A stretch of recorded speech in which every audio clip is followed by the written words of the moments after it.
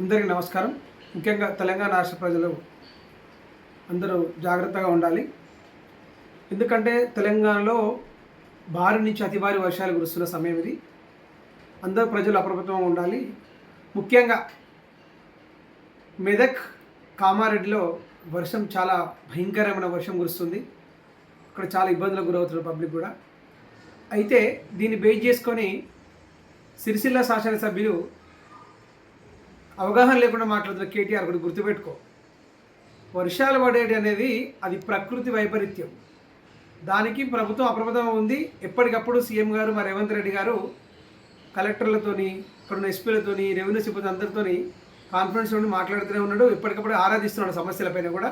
అక్కడ ఏదైనా ఇష్యూ అయితే ఇమీడియట్గా అక్కడ అందరు బృందాలు పంపించి సమస్యను క్లియర్ చేయడానికి రెడీగా ఉన్నాడు, అప్రమత్తంగా ఉన్నాడు. నువ్వేదో మీలాగా మేము ఫామ్ హౌస్లో లేము, మేము ఎప్పుడు కూడా పబ్లిక్లో ఉన్నాము. ఈరోజు కూడా మా గౌరవ మంత్రివర్యులు పొంగులేటి శ్రీనివాసరెడ్డి గారు అక్కడ ఎస్పీలతో, కలెక్టర్తో మాట్లాడుకుంటూ ఎంబడే రిస్క్ టీంలో పంపించడం జరుగుతుంది. అలాగే ఉత్తమ్ కుమార్ రెడ్డి గారు మా మంత్రివర్యులు తను కూడా ఇక్కడ ఉన్నటువంటి అందరితో మాట్లాడుకుంటా, కలెక్టర్తో మాట్లాడుకుంటా, డీజీపీతో, సిఎస్ గారితో మాట్లాడుకుంటా అక్కడ సమస్యను ఎక్కడైతే ఉందో దానికోసం మా బృందాలు వెళ్ళిపోతూనే ఉన్నాయి. నువ్వు ఉత్తనే నోరుందని ఒక 10 సంవత్సరాలు మంత్రిగా పనిచేసావు, కనీసం బుద్ధి లేకుండా మాట్లాడుతున్నావు. కేటీఆర్ గుర్తుపెట్టుకో, ప్రతిదీ రాజకీయం చేయకు. ఇది ఎవరు కావాలని చేసింది కాదు, అది ప్రకృతి వైపరీత్యం వల్ల వర్షాలు పడుతున్నాయి.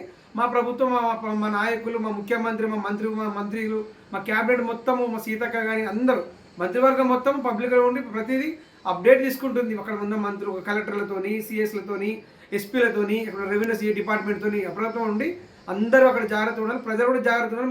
మేము వెంటనే మేము రెస్పాండ్ అవుతున్నాం. నువ్వు ఊరికైనా నోరుందని పిచ్చి మాటలు మాట్లాడి రాజకీయం చేయాలి కూడా కేటీఆర్. నువ్వు ప్రజలు బొందబెట్టి ఎప్పుడో గోరు కట్టేవారు, ఇంకా సిగ్గు లేకుండా మాట్లాడుతున్నావు. మీ అయ్యేలాగా మీలాగా మేము ఫామ్ హౌస్ లేము. ఒకసారి చూసుకో, గత 10 సంవత్సరాలు మీరు ఏం చేసారో. మేము నిత్యం ప్రజల్లో ఉంటున్నాం. ఇంకొకసారి అవగాహన లేకుండా మాట్లాడితే ఖబర్దార్ కేటీఆర్ని సందర్భంగా హెచ్చరిస్తున్నాం.